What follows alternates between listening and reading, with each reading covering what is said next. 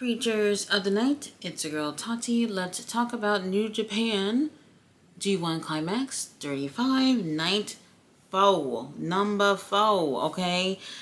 Oh god, this was so interesting. I am like itching to skip everything and talk about the main event, but let me run down through these results. Once again, Gabe did not participate. At this point right now, at least by the time the show was over, Gabe is the only person with 0 points on the board. I don't even think it matters to bring him up anymore at this point. All I care about is just him being better in terms of his injury. So we are definitely hoping for speedy recoveries. They have not yet announced that he will be out of the G1, but I think it's safe to say that they might as well do that to begin with. Now, we obviously start off with the undercard tag matches before we get into the Block B matches. So we start off with House of Torture, which is Sanada and Yoshinobu Kanemaru teaming up to go against Toru Yano and Boltin Oleg. What I'm telling you, that House of Torture has absolutely taken over this whole fucking tournament. That is absolutely insane. The first 3 nights I've just been absolutely annoyed, and at this point I'm just like, fuck it.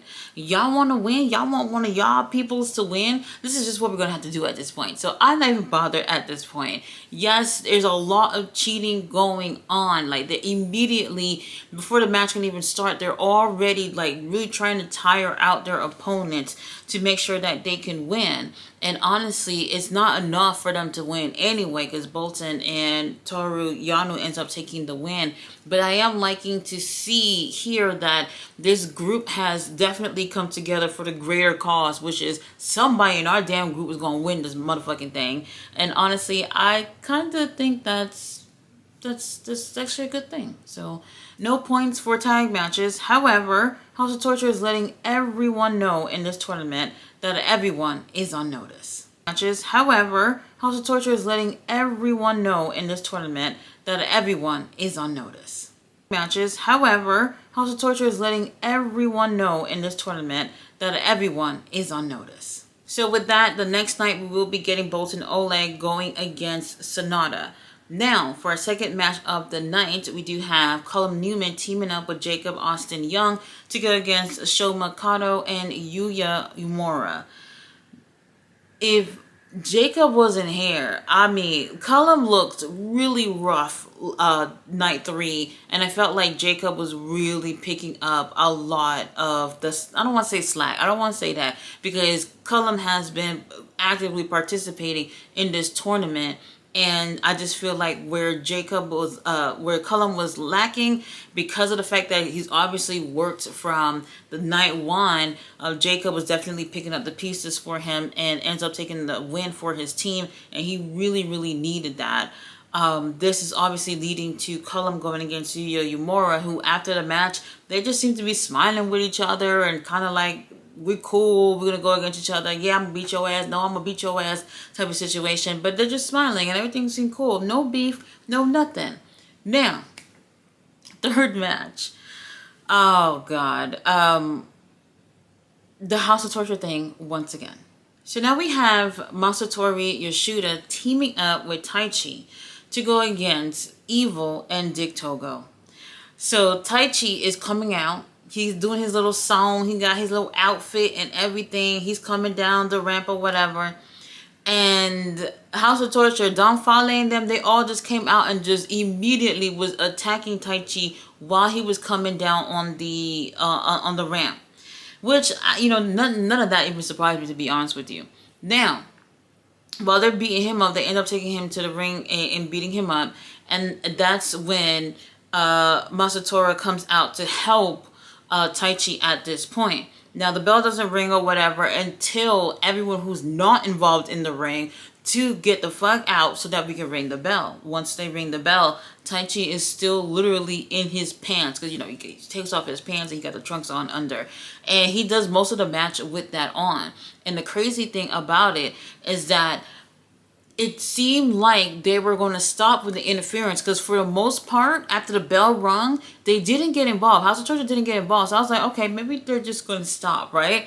wrong. They get involved like towards the end of the match just to make sure that Evil and Dick Togo ends up taking the win. Honestly, it's a lot going on. It is a lot going on. I am looking at comments from other people who are also watching the tournament, and they feel like what House of Torture is doing is kind of ruining the tournament. I mean, as someone who typically sides for the heels, it's like I understand people's perspective from both sides in terms of the interference is just a little too much, and I felt the same way too, but I'm at the point where it's just like I don't think there's anything that we can do at this point, so fuck it. So this is the route that they're going. I feel like they're telling a story here with House of Torture that's going to continue even past the G1, and if this is what they have to do to tell this story throughout the G1 to get to wherever they're going, then I guess that's where we're going. Obviously, Evil ends up taking the win. He will be going against Taichi in their next match. So now we have our fourth tag team match. We have Hartley Jackson teaming up with Ryohei Oiwa to go against Daiki Nagai and Yoda Tsuji. If I am butchering these names, trust me, I keep trying to listen to everybody's name so I can pronounce things correctly, because like obviously I don't speak Japanese, but I try my best to pronounce everybody's name the best way I possibly can. This one right here was another situation where it's, Ryohei, he has been in the tournament, and Hartley Jackson is really the one in this match that is really, just like earlier with Jacob and Cullum, where he is the one to pick up the pieces to kind of give Ryohei a little bit of a breather in this match, and that helps them take the win. We're going to be seeing Ryohei going against Yoda Tsuji in the next match on their block. Now, we also have one more tag matches before we get into the Block B matches. David Finlay and Gedo teaming up to go against President Tanahashi and Kazuya Murashima. I think I pronounced that correctly. I hope so. President Tanahashi, everybody just loves him no matter what he does. He's a president. Why not? And for me, I'm not looking for him to like win this whole thing or whatever, but every time I see him, the aura is absolutely 100% there. The crowd is cheering for him, and I wish like I could see like a poll in terms of like people in Japan or just fans of New Japan and what they think and who it is that they want to see win, because I feel like it would be a big number would choose President Tanahashi, especially since this is his last G1. President Tanahashi ends up taking the win for his team, which is okay. So for whatever reason, Gedo in this match is just like, I'm just happy to be here and participate, and let me just come in here and tag for a little bit, have a little bit of fun. I don't know what it is when it comes to that, but whatever. They don't end up taking the win. Obviously, President Tanahashi will be going against David Finlay in their next block. Now, let's get on to Block B matches. Drilla Maloney going against Yoshihashi. And I'm just like, yeah, I'm not even worried about this. Drilla, we got this. Yoshihashi won. Not only did Yoshihashi won, but I didn't even realize this, but with him winning, puts him in the lead of the whole tournament at 6 points. I was just like, well, let me get my notebook, and when did he get 6 points? I don't even really remember that. And I'm not gonna lie, it's kind of hard to remember all the points that everybody has, because there's a whole bunch of people in this damn tournament. And I really wasn't paying attention. And just to see that he crept on by and got this 6 points was pretty surprising to me. Like I was saying for night 3, Evil would have been the one that could have gotten that 6 points if it wasn't for Sonata pretty much creeping in to get the win and getting his little 2 points. So Yoshihashi with 6 points, which is very interesting to see him in the lead in this tournament. Now we have Ren Narita going against El Phantasmo. Oh God. You would think that, all right, just one-on-one action, why not? Just them two. El Phantasmo comes out. As he's coming out, he's over here shaking, shaking hands and hugging babies and fat women and whatever. And I'm just like, he's just like the ultimate baby face. Everybody loves him, like whatever. And he's coming down there, and Renda Rita just ran from God knows where and attacks El Phantasmo. And I was like, okay, that's expected. At least he's by himself. The majority of this match is literally just them two until out of the blue, Kanemaru came on out there with a bottle of whiskey. And I was like, oh my God. When I thought we were finally going to see just one-on-one action with someone from House of Torture. And I just want to say, like, the referees have no control. Security have no control of anything that's happening in New Japan. And sometimes I feel like they would play it up a little bit when it comes to the referees and the security, but it just seems like everybody's just helpless and just watching things happen. And I'm just like, okay, very interesting. I don't know. And Renda Rita ends up taking the win. And I was just like, even El Phantasmo looked like what was it again? From something guillotine, I forgot what it's called. And here is El Phantasmo just laying there, and I felt like he just laid there just to lay there because he's tired of this shit. And I was just like, I would probably do the same thing too. It was very interesting. House of Torture, I can't even complain anymore. Y'all doing what y'all can do to get points, and who am I to be mad at that? Konosuke Takeshita going against Great Okan. Would I say this is the best match? But okay, you know what? This match and the main event are really great for their own reasons. But I felt like there was a different type of intensity between Takeshita and Great Okan in comparison to Shota and Zack Sabre Jr. because of their history. So it's a different vibe in terms of intensity. Takeshita, somebody had asked me this the other day, like, there's a different vibe of Takeshita in New Japan than in AEW. And to be honest with you, yes, this is actually true. And I don't actually have a answer or an explanation for this, because I feel like consistently, I don't know how to answer that question, because someone asked me about this, like, why is such a different vibe? Something about Takeshita in New Japan is just like, he has this aura that is like even better than the aura that he has in AEW. And I think part of that is him being with the Don Callis family in AEW and them constantly losing. It's kind of like a group project in a way, like, even despite him being a really great wrestler, but his affiliation with that group at times brings his aura down too. And y'all know I love Don Callis family, but that's the difference, because in New Japan, typically Rocky's the one who's with him only, so it doesn't have that same type of vibe like when he's with the whole group and everybody's just losing almost all the time. So it's different. Takeshita is a fucking star, and a match like this, this is one of the best matches in the tournament.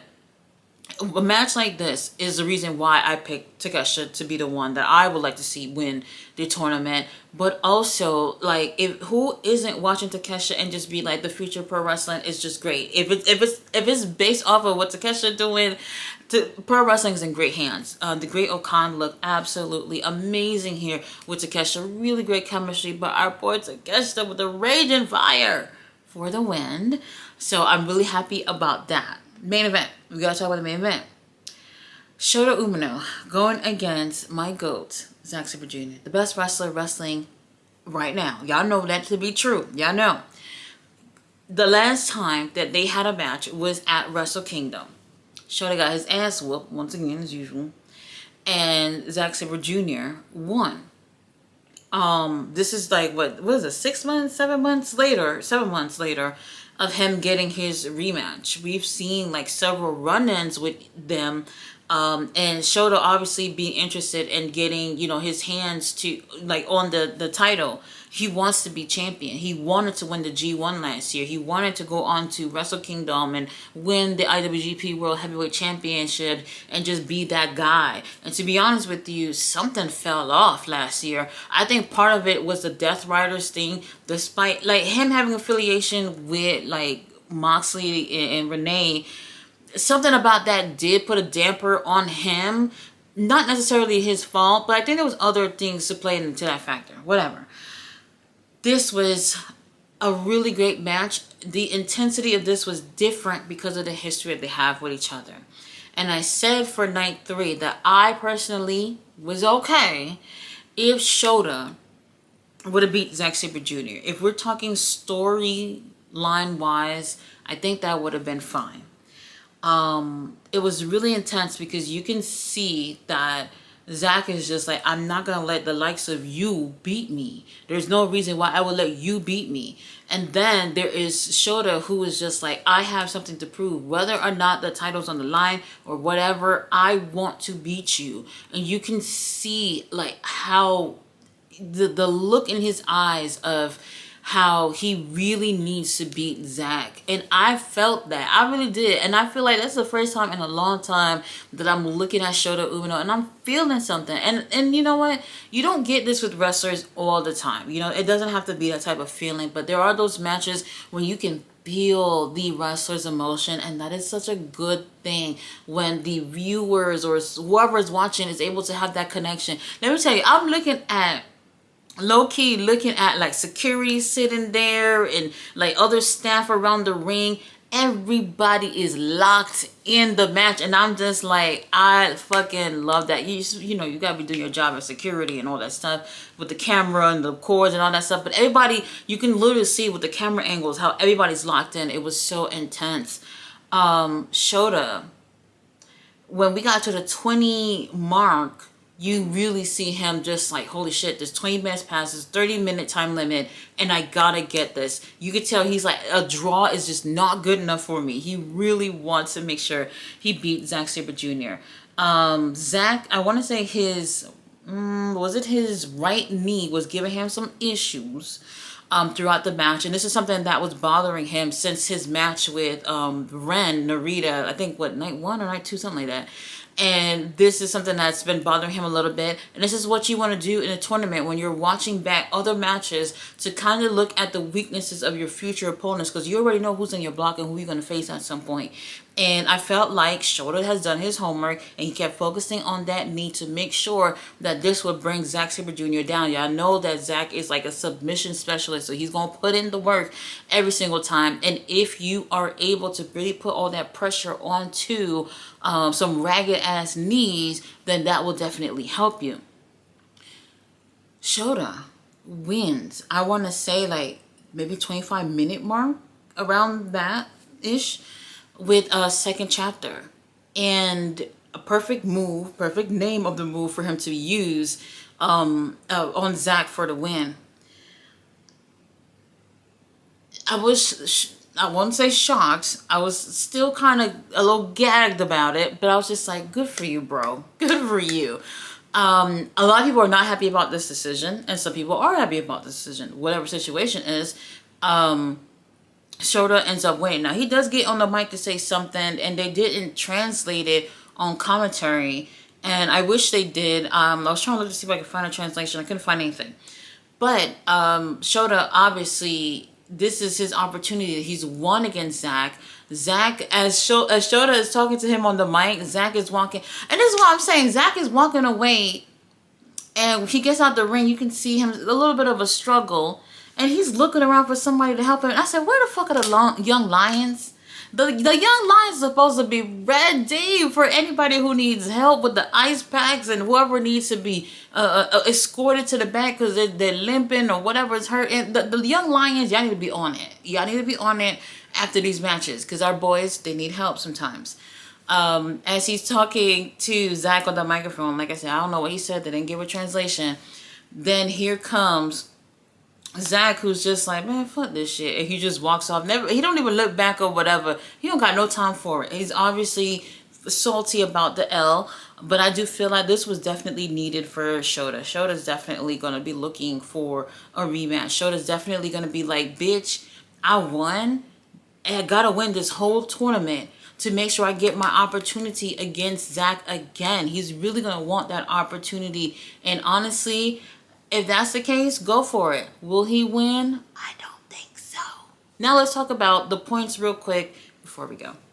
All right, so for Block A, Yota Shuji with 4 points, Taichi 4 points, Evil 4 points, Bolton Oleg also has 4 points, and Roy Haora also have 4 points. Colum Newman, Tanahashi, Sonata, Finley, and Yuya Yamura, they all got 2 points. Now let's talk about Block B. Block B, Yoshihashi with the most points in the whole tournament, 6 points. And then for 4 points, we have Shota Umino, Takeshita, Ren Narita, and Drilla Maloney for 4 points. And then for 2 points, Shingo Takagi, Great Okan, El Phantasmo, and Zack Sabre Jr., and then Gabe Kidd with 0 points. So far, the tournament has been very interesting. I still feel like Takeshita is the one for me, and I actually moved up Taichi for number 2 for the win. I'm gonna see what Shota's doing, and maybe he might have a little redemption story. If he ends up winning, so I'll see how he goes from here. And then House of Torture is literally torturing everybody in Japan, so we'll see where that's going. Overall, it's so far a great tournament. If you're not gonna let the whole thing with House of Torture, spoil the fun for you, then you're definitely good. So far, really good stuff. I'll see you guys on Friday with Night 5 of the G1 Climax 35. See you guys then.